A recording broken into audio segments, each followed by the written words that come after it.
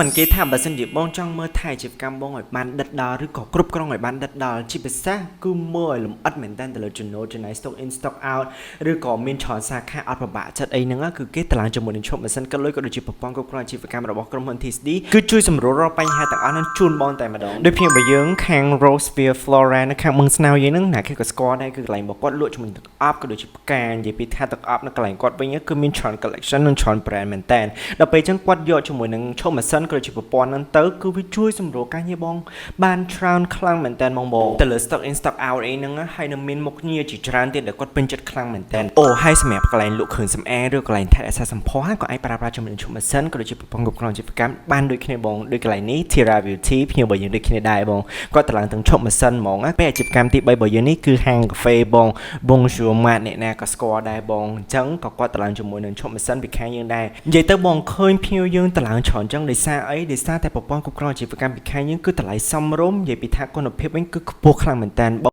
ហើយបានទាំងប្រព័ន្ធគ្រប់គ្រងអាជីវកម្មយកទៅជាមួយនឹងឈប់ម៉ាស៊ីនទៀតដល់ពេលអញ្ចឹងគឺយើងអាចតាក់ចិត្តភ្ញៀវបានដោយសារអីប្រព័ន្ធគ្រប់គ្រងអាជីវកម្មពីខាងយើងភ្ញៀវណាក៏ពេញចិត្តដែរបងព្រោះដោយសារគ្រប់មុខងារទាំងអស់គឺជួយសម្រួលការងារគាត់បានច្រើនខ្លាំងមែនតើបង